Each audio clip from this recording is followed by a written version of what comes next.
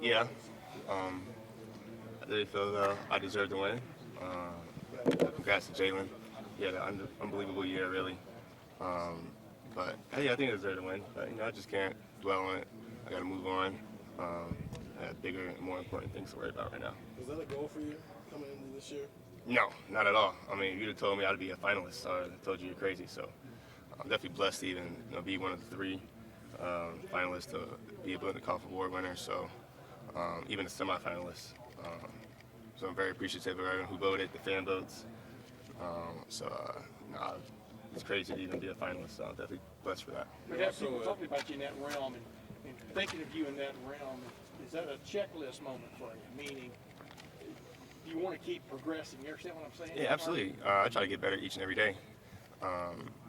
So that's all my mindset is. What you did last game wasn't good enough. So just, like I said, get better each and every day.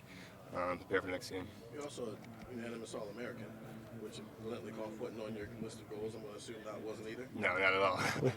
No. So, what were your expectations for yourself coming into this year, and then how did that change once it was clear Jackson was not going to be a consistent part of what was going on here? My mindset going into the year was just be the best player I can be for the team, help the team win, help us reach our goals, which we haven't reached any of them so far.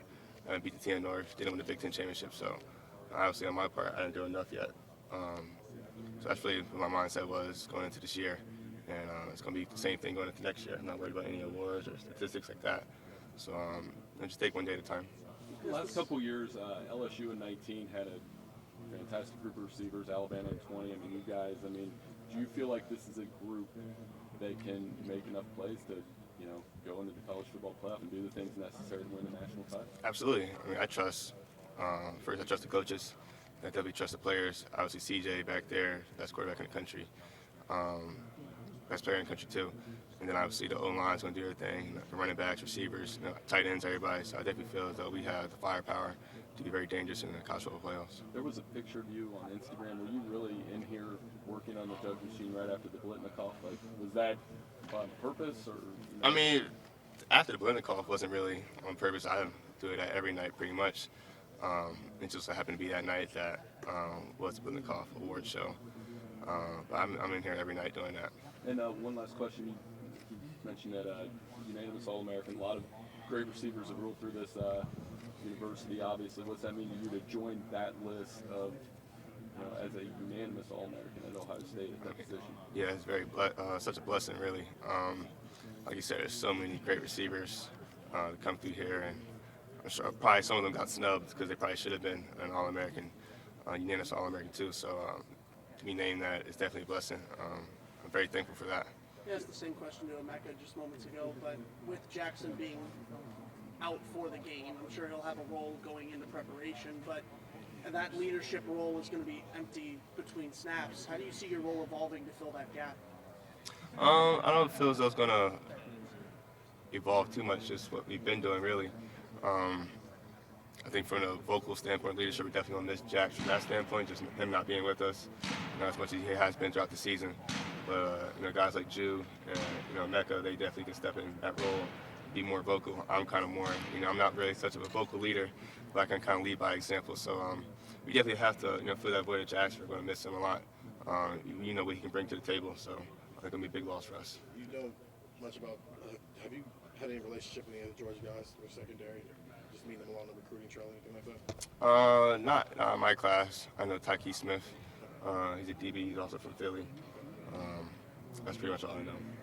The Penn State game, obviously with Joey Porter, that was the big thing there, and a first rounder giving you a chance to go up against a guy who's likewise talented. Yep. It's the same thing with Keely Ringo here, a guy who might be a first rounder in 4 months here. What stands out about him, and just the little film maybe you've gotten to see about him, and what makes him such a tough guy to shake? Yeah, I mean, he's very athletic. He's probably the most athletic corner going into the draft. 6'2", 210, probably runs 4'3", jump really high on film. So, I mean, he's going to be definitely a challenge for me. Probably one of the most challenging I faced all year, him and Joey. So I'm definitely excited for it. Did you learn anything about yourself from that Penn State game? You went up against a guy of that talent and kind of where you stood as a player at that point in your career? No, I kind of always had confidence in myself. and I can go out there and perform at a high level against someone equal or just as high level as a player that I am. So I don't really say I learned anything. How many times were you and Joey matched up in that game, you think? It wasn't every play. Yeah, no, it wasn't every play. I mean, can you get too psyched about going against an individual? I mean, how do you balance that? You know what I'm talking about? Yeah, I mean, I definitely think can't get caught up in it too much. Obviously, as a competitor, you want to have those matchups every play, like you said, but that's not realistic for the game plan. He can't play man coverage all day.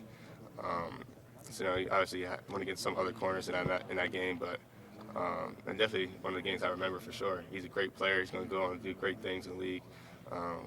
Hopefully, you can see that matchup again. One quick, you guys were leading 20-17 at the half against Michigan. Y'all scored 3 points in the second half. Yeah.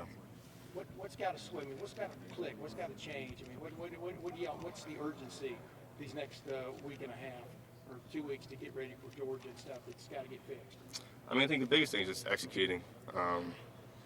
You got to stay on the field. We can't go 3 and outs. Then we get in the red zone. We got to score touchdowns and not field goals. That's probably the biggest thing that we're focused on right now is converting on those third downs and obviously scoring points in the red zone. Because we're going to need to score a lot of points against Georgia. The defense is probably the best in the country, along with our defense as well too. But it's going to be a tough challenge for us. But just physically, I mean, that's what you from a score standpoint, you want to change. Just on the field and stuff, what do you think was lacking in that second half from an offensive standpoint? I think we just need to execute better as players. That's pretty much all I can say. Is there a difference in attitude as far as how you guys are approaching practice now as opposed to maybe throughout the regular season? A little bit. I think we're kind of a little bit more on edge right now, and we're definitely competing more. Receivers and DBs are going at it. The O-line and D-line are going at it. Running backs and linebackers are meeting each other in the hole. They're being more physical than we probably ever been throughout this whole season. So I think we all kind of have that extra edge to us right now of competing during practice. So when December 31st comes, it won't be any different. Is there a difference in CJ, have you noticed, as far as how he's approaching practices? Because Ryan said he wants you guys to play loose and aggressive. Do you feel like maybe CJ's taking that approach as well as the rest of you guys? Yeah, I think CJ's kind of always had that approach. At the same time, CJ's very calm and collected. He's not going to let anything bother him. If something doesn't go his way, he's going to stay calm. Because we all look at CJ.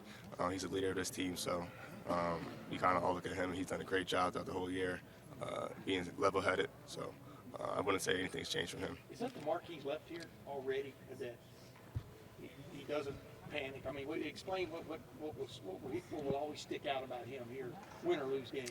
I think his leadership. I've never seen anything like it. Just the way he commands the team. Like I said, we all look at CJ when things are going good and bad. So, especially when things are going bad, we all kind of look at CJ. He always rallies us together, whether that's halftime, we're down, or before the game. He's always talking to us, making sure we kind of have the right mindset going into everything. So, that's one thing that I admire a lot about CJ, just his leadership. So. Why don't you buy your own Monarch machine and keep it at home? And just, so you don't have to come in here every time.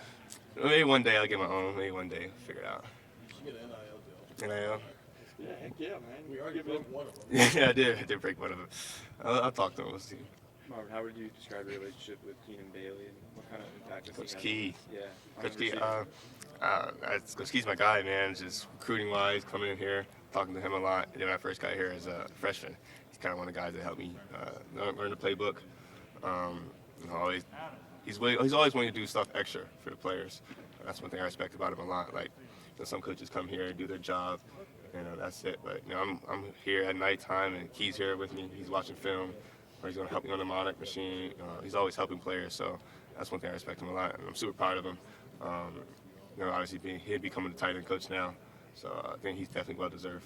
What about him maybe resonated with you when you were a recruit that made him a guy you connected with early? He wanted me to be great.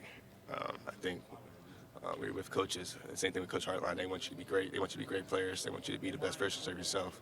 So that's probably one thing that stuck out to me about them too.